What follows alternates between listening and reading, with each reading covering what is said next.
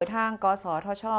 ร่วมกับการไฟฟ้าส่วนภูมิภาคค่ะมีการจัดระเบียบสายสื่อสารและกับอุปกรณ์โทรคมนาคมบริเวณหน้าสารกลางจังหวัดอุบลราชธานีเพื่อที่จะเสริมสร้างความปลอดภัยให้กับพี่น้องประชาชนค่ะโดยนายณรงค์เทพเสนาผู้ว่าราชการจังหวัดอุบลราชธานีเป็นประธานเปิดกิจกรรมจัดระเบียบสายสื่อสารและกับอุปกรณ์สื่อสารโทรคมนาคมภายในบริเวณสารกลางจังหวัดอุบลราชธานีและกับบริเวณด้านหน้าโดยมีผู้บริหารและกับพนักงานการไฟฟ้าส่วนภูมิภาคหรือว่า PEA สำนักงานคณะกรรมการกิจการกระจายเสียงกิจการโทรทัศน์และกับกิจการโทรคมนาคมแห่งชาติหรือว่ากสทช.และกับเจ้าหน้าที่จากหน่วยงานที่เกี่ยวข้องร่วมกิจกรรมณบริเวณทางเขาสารกลางจังหวัดอุบลราชธานีโดยทางกระทรวงมหาดไทย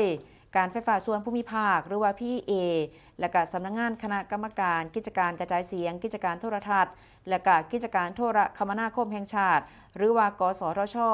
ได้เล็งเห็นความสำคัญของการจัดระเบียบสายสื่อสารที่มีลักษณะรกรุงรังซึ่งในปัจจุบันกระส่งผลกระทบต่อทัศนียภาพของเมือง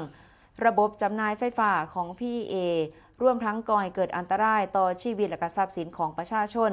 จึงได้ดำเนินโครงการจัดระเบียบสายสื่อสารในพื้นที่ทั้ง74จังหวัดทั่วประเทศค่ะ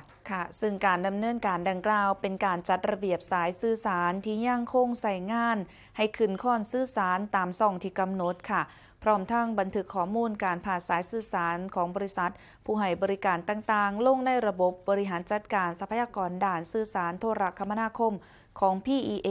เพื่อให้การบริหารจัดการเป็นไปอย่างมีประสิทธิภาพนอกจากนี้ยังเป็นการซอยปรับปรุงภูมิทัศน์เมืองให้มีความเป็นระเบียบสวยงามและก็เพิ่มความปลอดภัยในระบบจำหน่ายไฟฟ้าอีกนำค่ะโดยกิจกรรมดังกล่าวก็เป็นส่วนหนึ่งของแนวนโยบายที่ผู้ว่าราชการจังหวัดอุบลราชธานี